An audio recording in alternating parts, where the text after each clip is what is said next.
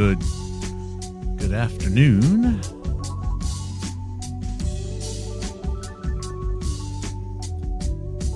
Hope everyone is doing well. Good afternoon. It is a Saturday afternoon, April 29th, year 2023. My name is Mark Kulak, and it's 5:04 p.m. Eastern Standard Time, broadcasting from just outside Boston, Massachusetts. I live in a pretty good town. Not one of those super oceanside towns, but a pretty good town. I worked my tail off as within the data storage industry for many years, and life circumstances had led me to pursue some research, and we are in our fourth year right now of that research and our programming. You can go to Houstonic Live and check it all out. You probably have seen the show before. And this is not going to be a very long show, but it's a really important one. The show today is how Robert F. Kennedy Jr., who is running, the founder and president, I presume is the right way to describe it, for a long time of the Children's Health Defense, CHD, is running for president. And his presidential announcement, or his intention to run as United States president announcement, at least for the primary, for the to win the primaries of the Democratic Party, which he's running as a Democrat, was last week. And that was a 2-hour event, which I had the opportunity to attend. And there were many good points about it. And there are many things I like about his presentation, and I believe in many cases his sincerity. I don't know why. Obviously, I get fooled all the time in this stuff. But and again, I'm not looking for heroes. I'm just looking for someone to be a man. And you know what I mean. I'm not like gender-wise. Just be a grown-up here, okay? Let's put it that way. And know how to delegate responsibilities and so on. Know how to take the heat and know how he can take the heat, etc. An important issue, obviously, for me, but for the nation of the United States of America, is the opioid crisis, drug overdoses in general, fatal drug overdoses, and addiction. And I was deeply disappointed during that speech that Robert F. Kennedy Jr. did not bring that topic up. Now, his mind is in a million different areas, okay? You can't see everything. It was a big miss. It's a big miss, but he's got his mind on a million different things. When you're working at that level, you need people to be sure that you're covering everything. Okay, it's just necessary. No matter how talented you are, no matter how good you are at surveying the room and understanding all the different relationships and the dynamics. Although he's accountable for the people he chooses to ensure that he gets all those things right, it's going to happen. So my criticism, although I suppose it all lands on the person at the top, was really directed at staff that reviewed that speech. Now, I'm front-loading this here for a reason, okay? It's been my speculation that there is a very dark reason why there are some people do not want presidential candidates to be talking about how bad the drug issue is in the United States of America. I've done a show on this, and I've talked about how the surge, the increases over the last 3 years, is unprecedented in history. It is catastrophic, the increases. And the increases, the number of overdose deaths that we had during those 3 years, okay, above and beyond the average, and we were already at record levels going in, was in excess of 100,000 deaths. In other words, we had 100,000 excess deaths over 3 years just from drug overdoses, excess deaths. But our total number of excess deaths is about 1.1 million. Now, we also have 1.1 million deaths, which are listed as COVID, meaning that unless we had 100,000 less people die falling off of roofs, then somehow or another, the 1.1 million deaths, excess deaths that are said to be COVID, include drug overdose deaths. That is a fact.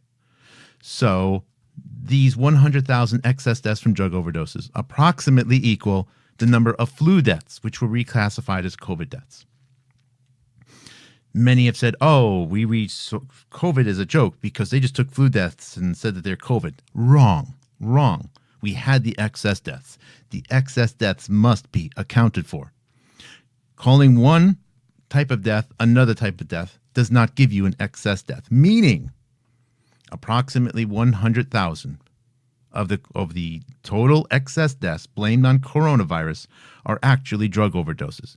Now, the total number of drug overdose deaths is in excess of 300,000. It's approximately 320,000 total. So don't think it's just 100. No. The total is 320,000, during which time we call 1.1 million deaths in the United States, excess deaths from COVID, a holocaust, is what Kim.com says. He calls it a holocaust. However, he will run away, which is the only time I think the guy is actually capable of running at all, and it's only figuratively, really, is when someone brings up the fact, if it actually wanted to get into how people actually died. Because we can't actually spend any time talking about how people actually died. We need to focus on what's actually important, coronavirus. Anyways, I believe that there are snakes around Robert F. Kennedy Jr. that are so disgusting, that are so venomous, that they will have actually been encouraging him to not mention this issue because they want to protect their coronavirus narrative. That's some pretty sick stuff. So I got some flack because I brought up this topic, that he didn't mention it, as I'm negative on RFK Jr. No. I want a great person. I want a solid person running. Of course, why would I want to just shoot arrows at people? Has a background where there's things have been said which are contrary to what he's saying right now? Absolutely. So have you, all of us. I'm not weighing in on that. Just want him to bring attention to the issue. And even if he doesn't win, just talking about it will help other people realize what's going on. Right? So I want all the candidates to be talking about the things which matter, as opposed to the things which are more fringe issues.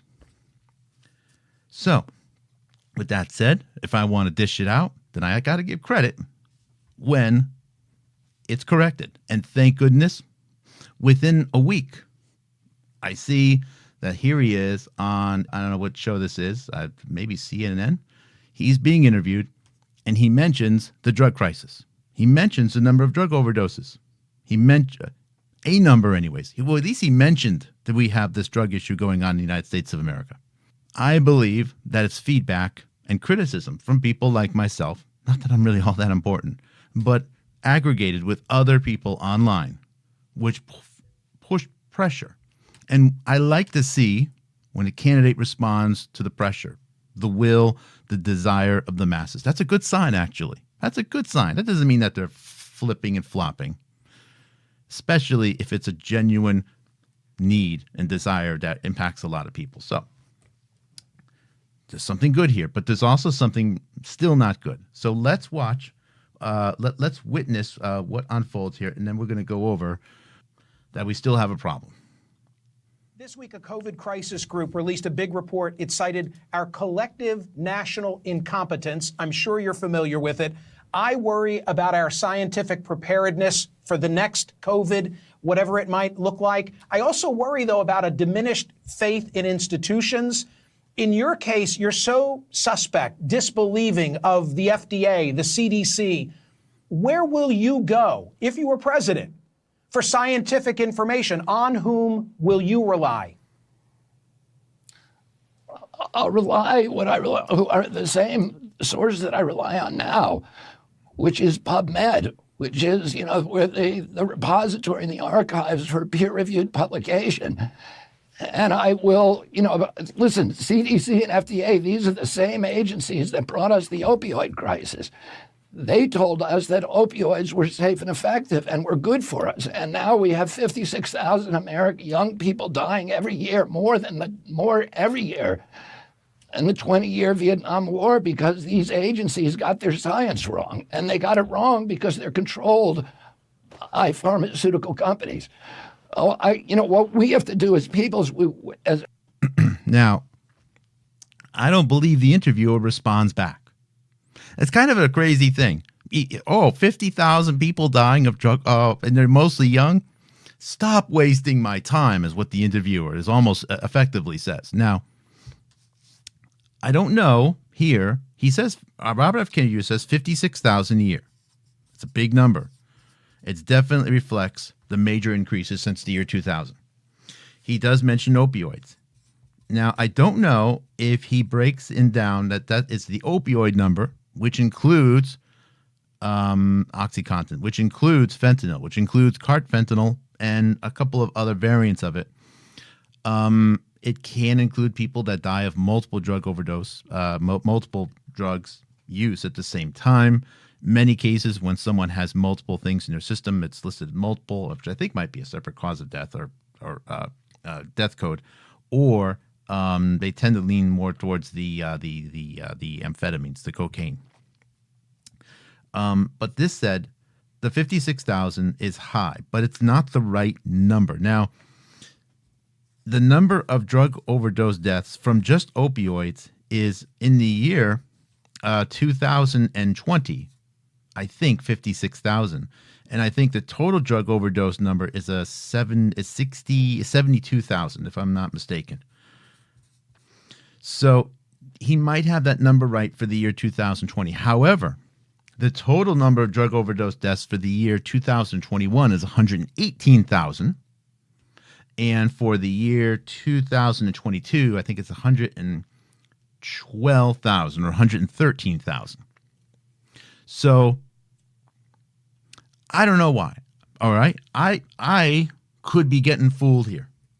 For some reason, I just can't see how Robert F. Kennedy Jr. I don't know why. Again, I have to assume anyone can do this. I just don't believe he could lie about that number. I don't believe that he could know that the actual number of drug overdose deaths is 118,000 in 1 year and lie about it being 56,000. I don't think he could do that. I could have him really wrong. I don't think he could do that. So, what does this mean? This means that somebody, some snake, some disgusting, venomous snake has his attention, which is lowballing the number.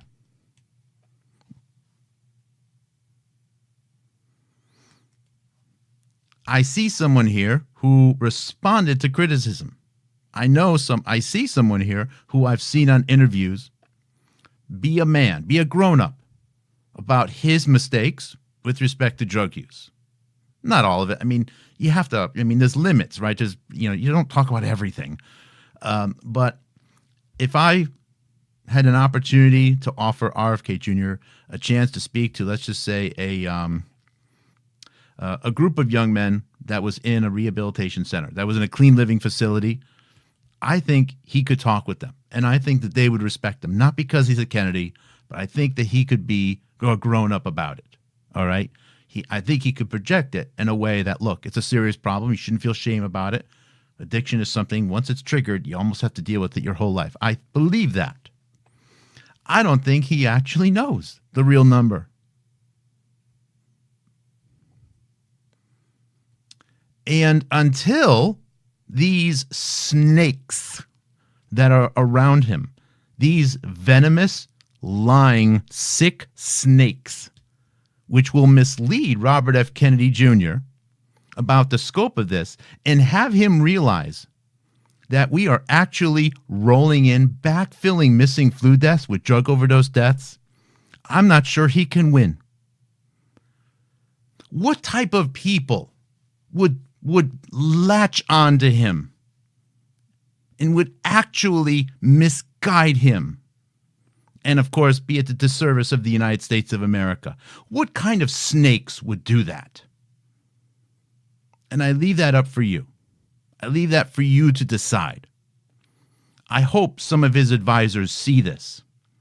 I hope some of his advisors look me dead in the eyeball and realize I'm not letting this go. They have an opportunity right now to give him proper advice. which can help him and can help the nation. Or it's just going to keep getting dirtier. Thank you, Robert F. Kennedy Jr., for mentioning this. I could be wrong, but I believe you would not lie about these numbers. Unfortunately, some people are so sick that they are actually willing to encourage you, feed you the wrong information. I won't feed you the wrong information about this stuff. I won't do that. And I got no shame of the mistakes I've made either. So with that said, that's really all I have for today. And hopefully the right people see this and look me dead in the eyeball and realize just how serious this is and how far I'm willing to take this for the people who've lost, for the people who are still struggling, and for my country. That's all, everyone. Thank you very much. God bless.